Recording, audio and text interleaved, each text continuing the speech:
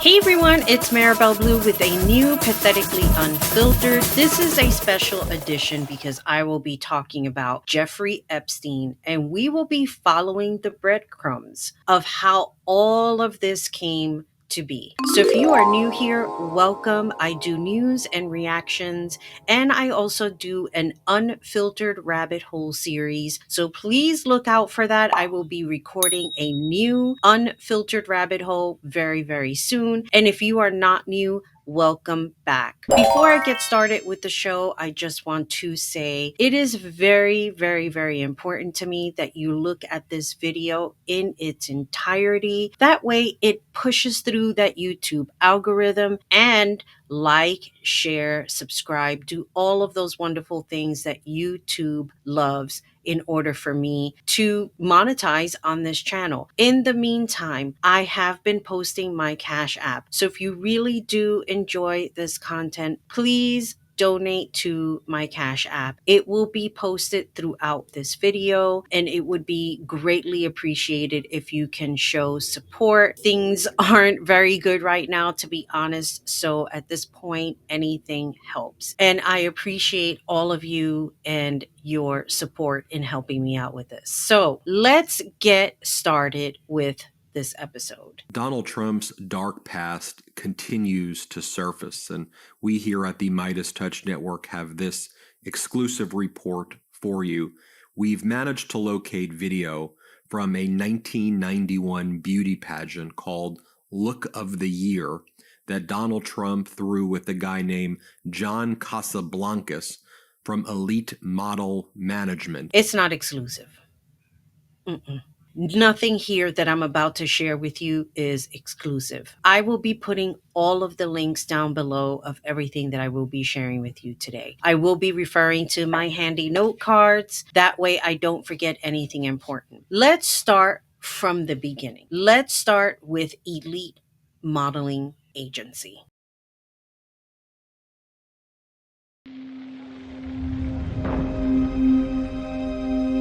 My first venture into the industry was really, really challenging. So much happened before I turned 18. So much had already happened before my career skyrocketed. Discovering a new model felt like inviting somebody into the VIP section of a really exciting world.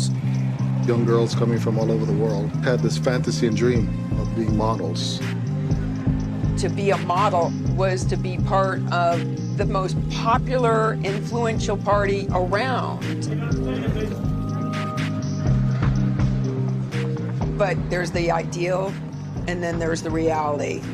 There's a dark underbelly that a lot of people don't know about. This industry has protected known sex offenders. It took me more than 30 years to get to this point where I am finally willing and able to recognize and name what it is that took place. I was 15 and he was 42. She was 15 years old when she got into the modeling industry. You think about the industry as a whole. Back in the late 80s, early 90s, modeling was a big deal. It was like the career to get out of the white collar career, office career, cube career, corporate ladder career, whatever it is that you want to refer to it. This is what modeling was an escape. Why waste money on college when you can be a young teenager building a career in the fashion industry? I wanted it so badly. I can't even begin to tell you. I really wanted to be a model. And I had the opportunity where I was going to go to a school where they teach you how to model. And unfortunately, I had an accident with my friend where she hit me in the eye. And I ended up getting a black eye, and that career went out the window. Even though I begged my mother that I still wanted to do this, and even asking her recently, I was on somebody's live not too long ago, and she couldn't remember, unfortunately, but she remembered that I wanted to be a model. She remembered that I got hit in the eye, but she didn't recall any conversations that somebody had warned her, maybe, that it wasn't a good idea for me to pursue this career. Because I know my mother, she would have followed every step in the book. When you think about what I'm going to show you, why I probably would have not been a success in this field. Now, thinking back, all of these girls were promised a possible lucrative career in the modeling world. It was money, it was fashion, it was everything that I think every person would dream of when it comes to modeling. Because when you think about that specific area of rising to the top, it's not only being a model, but learning the ways of fashion, probably working in a fashion house with one of the biggest creative designers. If you had anything creative like building fashion, creating designs, you can also be in that area. You can also be a talent scout. You can be a writer for any of the big fashion magazines, which was becoming a very fast paced life during that time. So when you think about being 15 years old and knowing that you can come into a fortune, probably help your family, you would do almost anything. Anything that I think none of these girls could ever imagine doing. John Casablancas. Here's the one that says Casablancas #1. Here you had America in those years, which was proved, right? And I was not proved. And I said to them, I'm going to sell you like women, right? I'm going to bring out the sex appeal and sensuality. We're going to bring a little bit of the European flair. He thought he was the king, and he was the king. John discovered me in a hotel in Toronto. He said, "Do you have a modeling agent?" And I said, "Well, I'm with someone in Toronto." And he said, "Okay, well, please take my card and tell him to call me."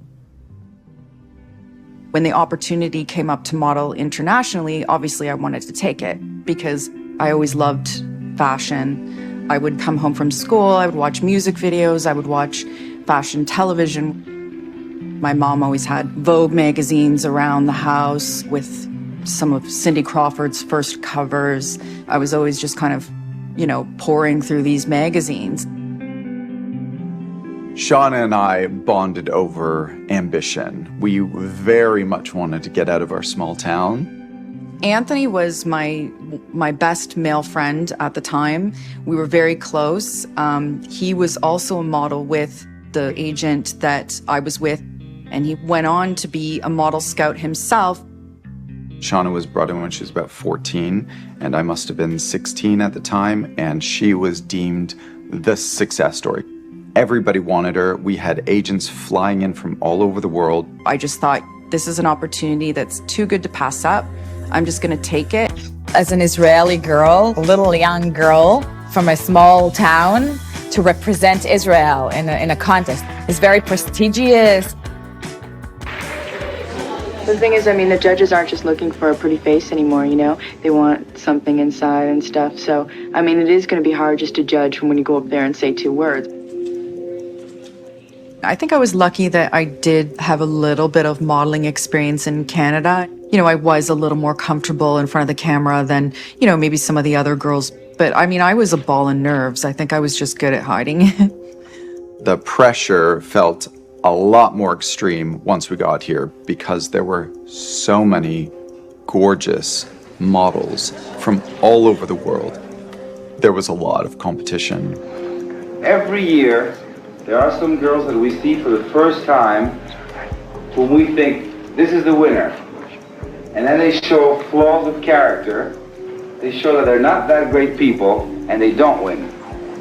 There was this sort of interpretation that if you didn't comply, you were this bulky and, unmanageable character that wouldn't be successful in the modeling industry. What is a flaw of character? You look like a winner, but yet John Casablancas discovers a flaw, and then you're not a winner anymore. Well, what defines a flaw? If you won, that means you were perfect, right? You had the look. The camera loved you. Fashion magazines loved you. But what is that flaw? The flaw is you're not cooperating. Because you see, for John Casablancas, and I say all of this in alleged form. In order for you to comply, it meant you had to follow along and not say no. Because you see, for Mr. Casablancas, no was not a complete sentence.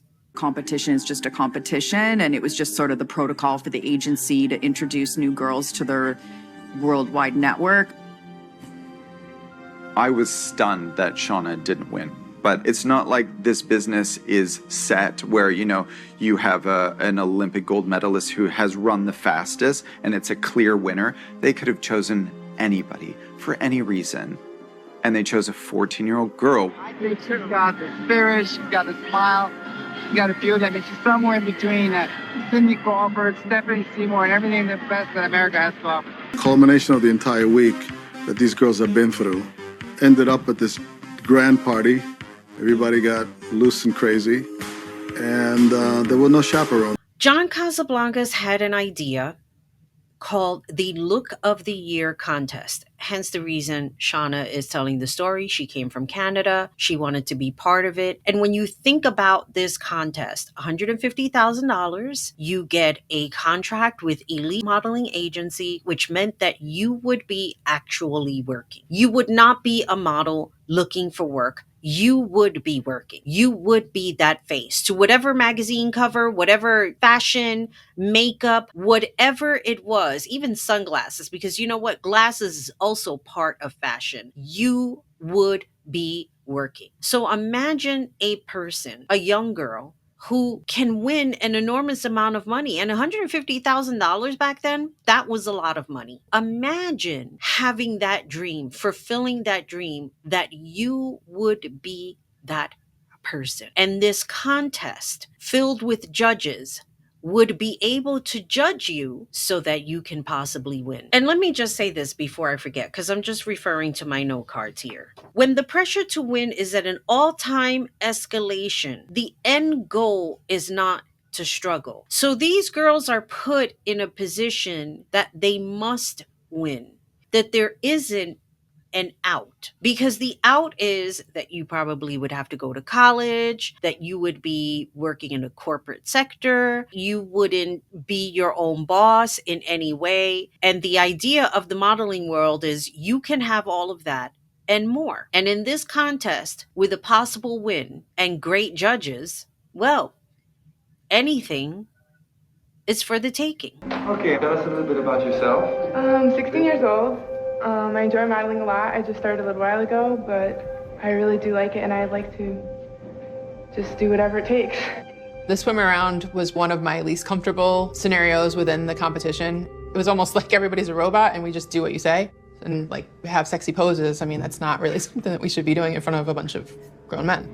I'm really nervous because they're gonna look at me like I'm a meatloaf. I feel like a Miss America pageant contestant, you know? You're just at an age where you're very impressionable and they say jump and you say how high. You're like, okay, I'm jumping through these hoops because I was really concerned for my career and my future in the industry.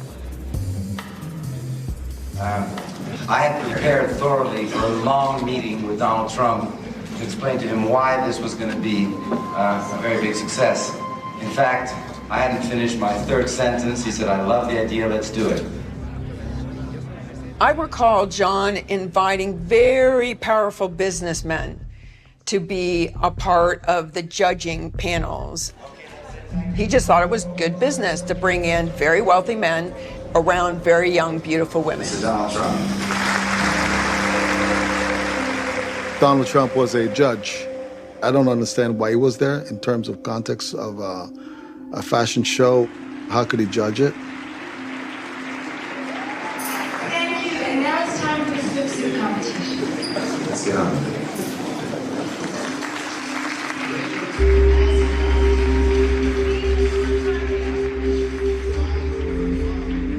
Young girls would get this opportunity to have a fabulous and lucrative career. We got the chance to win a prize of $150,000 contract with Elite.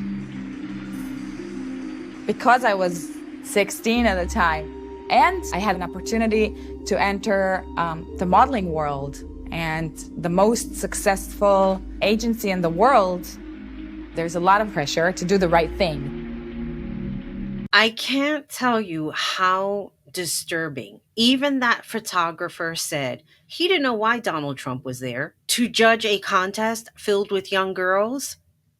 And then people want to talk about that he's not on the list. Really? Because as far as I am concerned, from what I'm seeing here and just making judgments, there was already something going on well before Epstein came into the picture. Because you see, this is a network. And the way I'm putting everything together, and again, this is all alleged, they found a way to recruit young girls.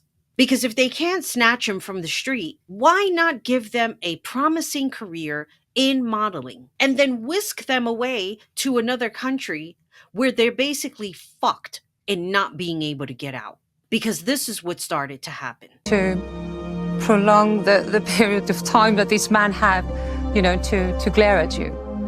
And then there was at least one judge used to have the habit of walking into the fitting room unnoticed when we were changing clothes.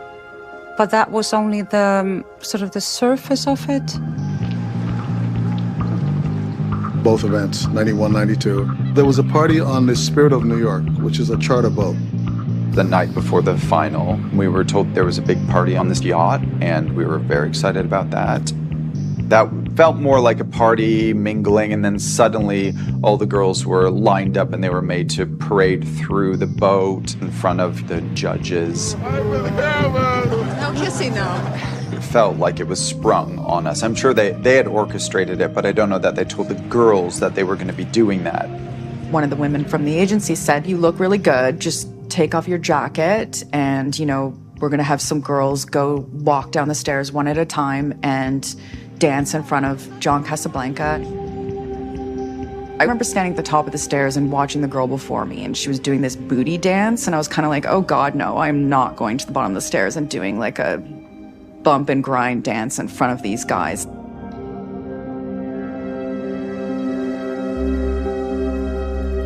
I realized that I was in a competition and obviously I needed to do something. I just kind of went down the stairs and, I had this dress with a full skirt and I spun around and blew them a kiss and then walked off. I just thought it was a little classier. I hated the whole process, being cattle herded around. I don't want to parade around in Donald Trump's hotel. But I kind of just was like, if this is what they tell me to do, if this is how I'm getting my foot in the door, then I'll do it because I wanted to travel and work. It's bad enough that these girls are in this contest because let's call it what it is. They're girls at the time.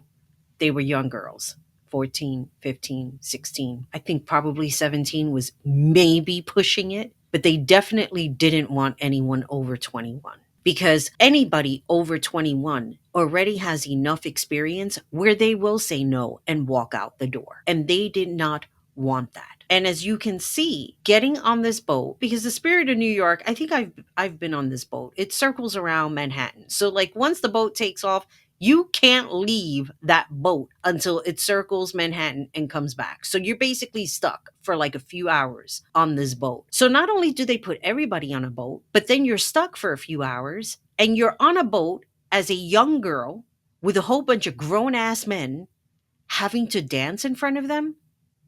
Where are the parents? Nobody thought that this was strange or weird because I would have thought that. If I had pursued a modeling career and I told my mom as a 14-year-old girl, hey, Mom, we're all going on a boat with a whole bunch of grown-ass men, my mom would have been like, absolutely not. You are staying right home and your career ends tonight. I know my mother. She would have done something like that. And then to be judged by men who have no experience in the modeling agency or industry. Why? Come on. We're not stupid here. Put two and two together. And I'm going to say this right now. For any person, man, woman, I don't care. If you are sitting here watching this video and you are advocating for this man in the White House, you are just as ugly and disgusting as he is. And I'm putting it out there. There is no excuse. I don't give a fuck. Bill Clinton is on that list. You are disgusting. A lot of people on TikTok are fighting. Oh, well, it's like an exception for the Democrats. It's not an exception for anybody who has engaged with a child. You are gross and disgusting. Period. The end. Come on in. Go inside. An invitation into Donald Trump's world. Footage from 1992 found in the NBC Archives shows the future president welcoming Jeffrey Epstein to his Mar-A-Lago estate. The get-together more than a decade before Epstein pleaded guilty to prostitution charges in Florida. Both men are seen enjoying themselves, Trump pointing out women dancing in front of them. An apparently friendly encounter with a man the president is now looking to distance himself from. Well, I knew him like everybody in Palm Beach knew him. I had a falling out with him a long time ago. I don't think I've spoken to him for 15 years. I wasn't a fan. Epstein, who has pleaded not guilty to federal sex trafficking and conspiracy charges in New York, is fighting to be released from jail while he waits for his trial. His lawyers now offering an explanation for the most mysterious item uncovered in a search of Epstein's Manhattan mansion. An expired foreign passport revealed by prosecutors as they tried to convince a judge that Epstein is a serious flight risk. Now we fast forward to this NBC video that I just showed you, right? For a long time, like many years, when this video started to resurface, we only saw the part where he was laughing with Epstein. We never saw the beginning. So when the media featured this particular footage, they featured it as it was Epstein's party, and it wasn't. Now, if you look at Epstein and you look at how he was dressed, if you look at the body language, clearly it was his first time going there. Now, that's not to say that they already were not engaging beforehand. Maybe through the network, they found each other, right? Follow me here. I'm only speculating, okay? Because criminals always find each other in one way or another. Let's just call it what it is. Let's not lie to ourselves. I know that sometimes for you MAGA supporters, that lying feels good. It gives you some type of euphoria. Let's look at the truth, okay? He brings him to this party, shows him what he can get because of his wonderful reputation, and he's featuring, he invited NBC because obviously NBC recorded all of this. And here's what I have to offer you. And you could see Epstein the whole time. He has his hands closed up, the body language, he's looking around. He's dressed as if he doesn't anticipate staying there very long because he's very casual. If you look at everybody else at the party, they're very dressed up. That random man that was there next to him, dressed up in a suit. Everyone is very well dressed, with the exception of Epstein, which gives the impression that he is only there to scour around, see what maybe Trump has to offer him, possibly, and then leave with his girlfriend, Ghislaine Maxwell. Donald Trump is the Hugh Hefner of the 90s. In the 1990s, Donald Trump was building a reputation for himself as a ladies' man. For an older person, he's very attractive. He may be the most eligible bachelor in America. Please welcome Donald Trump. Gone were the days when he was known primarily as the real estate mogul of New York.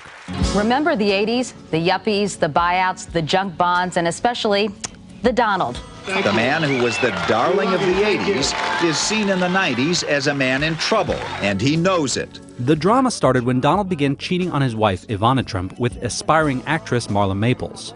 After an ugly public falling out, Donald and Ivana divorced in 1992, with some reports that Ivana got millions from the split. Donald Trump's former or current girlfriend, depending on what day it is sharing all her secrets for staying in shape. Donald eventually married Marla, 2 months after she gave birth to a baby girl. But by the end of the decade, Trump was single again, and he seemed to enjoy the dating scene. The reputation of Donald Trump, the man who dates a different woman every year. I don't do that. I mean, I've been with a number of women, but it's been over a fairly long period of time. I've had great relationships with women. If you could have your choice, who would be the one person you'd date? Wow. Or who are the three most beautiful women in the world? Well, how about Lady Di? That would be an interesting one. She's going to be available. What kind of women do you choice. like? I think my choice might be you. Look at the legs on her. Boy. Can you imagine how controversial I'd be? You think about Clinton with the women. How about me with the women? Can you imagine? Well, Please stop. I'm seriously about to throw up. Like, this is the most, this is just disgusting. I'm sorry. It really is. I mean, you see him comparing himself to Clinton. And now he's trying to compare himself to President Obama. There's no comparison. Clearly, this man was all about making some type of a ladies' man impact because he just couldn't stand everybody else doing it. You think about, I mean, he had money. What woman wasn't weak enough in her mind to think, this is all I need? This is all I need to go after. And when you think about that video clip that I played back when he said that he wasn't a fan of Epstein, that they had a falling out, just the same way him and Ilanka had a falling out. Narcissists do not play well with each other. They will always have a falling out because they cannot continue to one up each other. So that's the reason why he had a falling out. Could have been they were fighting over a girl. Could have been they were fighting over whose virginity they were going to take. I don't know. I mean, I've seen some stuff. I've heard some stuff on the internet. Who knows? The fact is that there is no denying that he had some form of alliance with Mr. Jeffrey Epstein. It's all over the video. I'm going to share all of these links with you because for anybody to say that anything that they find online is an exclusive, it's not. It's not. It's there at your fingertips. All you have to do is research and find it. And you got a lot of people, well, I don't need to do the research. You do the research. This is the problem with our day and age. Nobody wants to do the research. And if you don't understand something, nobody wants to say, I don't understand it. I don't have a problem with that. I was doing a TikTok live and I was reading something and I said out loud on that live, I do not understand this. And there was a guy in the chat that said, thank you, came up and explained it to all of us there on that live so that I can better understand what the hell I was reading. I'm not going to pretend that I know everything about politics. As a matter of fact, I'm really trying to break away from doing exclusive politics on this Pathetically Unfiltered. I'd like to branch out, and that's exactly what I'm going to do. This whole political spectrum, it's really stressful. But let's continue. West Side that Trump had purchased in 1985. Trump had envisioned a huge project on the site, but in 1994, the real estate market fell, leaving Trump unable to make payments on the land. So Trump sold off the lots and made a deal where he got to keep some of the profits from any future development, and to put his name on a few of the buildings, marking a new chapter in which Trump was less of a developer and more of a brand. Who knows better about hard times than me? I had a company, it was doing well, I had tremendous debt like this country, and in 1990, the whole country, it just went very, very bad. Let me play that part again for you. Who knows better about hard times than me? I had a company, it was doing well, I had tremendous debt like this country, and in 1990, the whole country, it just went very, very bad. I can't help but feel I've heard this before, time and time again, since 2016. I'm really trying not to curse, but I just say with a little bit of digging and a little bit of research, you can find all of the answers. Quite honestly, when you think about everything that has transpired up until this day, and I listened to Trump supporters talk about, I didn't know he was going to do that. I thought he was being sarcastic. You can't take everything he says seriously. He's just being Trump. The signals of the words that just keep getting played over and over and over again. And people still didn't take it seriously. And believe me when I tell you, there are still diehard people. I will go on these lives and see people still defend this man. And you know why they defend him? Because they are racist. Because they hate. Because they have nothing else but that. They have been ingrained and raised to believe that they are the laws of this land. and they're not. Right now in Arkansas, they are building their own little land for whites only. Go ahead, do it. Build it, build a wall. Don't ask anything from the government. Live your own way and don't bother us, because clearly these are people who don't see anything else but themselves. And how very disturbing. You know what? I'm the kind of person, I wouldn't push myself on anybody. No, you must like all of us. Don't. That's where I'm at. Don't like us. Don't live with us.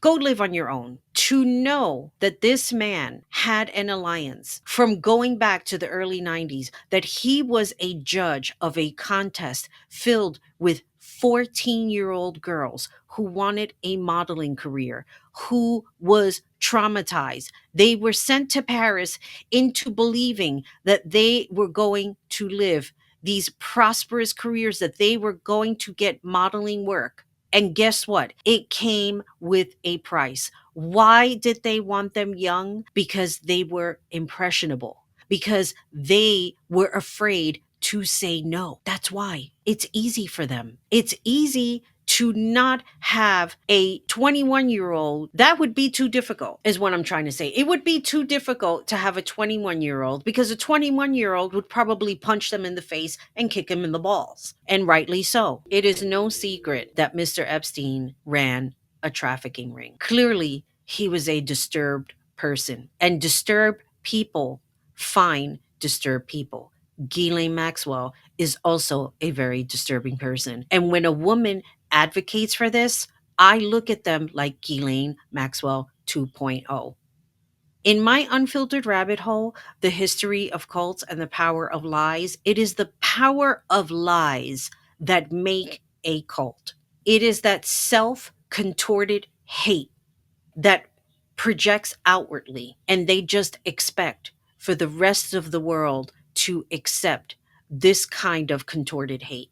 And you know what? I really don't want to make this an angry or what's wrong with you people kind of a video. I think it's just quite disturbing that anybody, knowing full well of what's been out there on display, to advocate for this, to be okay with it, to only look at it as one side, forgetting the voices of the young girls who are now grown women, minus one who conveniently unalived herself. And who knows if that's even true. But I've got one better for you. Jeffrey Epstein was unalived in his prison through his own hands, allegedly, in 2019. Let's go back to a man named Jean-Luc Brunel. Karen's had an excellent reputation. You really wanted to work there if you could get in the door.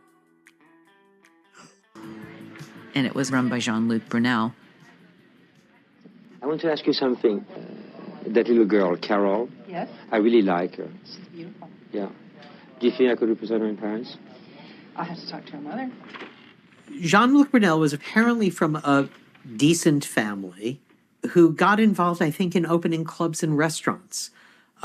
Started dating pretty girls, graduated to dating models, and a model asked him to help her run an agency. And Brunel became the swordsman partner, and rather quickly got a reputation as a guy who would jump the bones of any girl who crossed his path. In an interview for my book, I asked Jean-Luc about the culture of model agents and his life as an agent, and he was surprisingly candid about his values.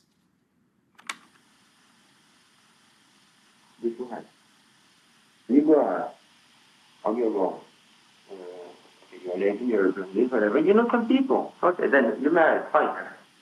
You get late tonight with a model, okay? Is that a crime? No.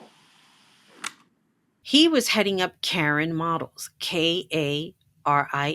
And Mr. Brunel was also accused of the same things that Mr. Epstein was doing. Mr. Brunel also met a similar demise in a prison, unalived, the same way, allegedly by his own hands. Now, this is just my own rabbit hole, okay? You think about that movie Goodfellas. And remember how they wanted to get rid of any loose cannons? What did they do to all of them? I'm just saying, it's a movie. That's what happened in the movie.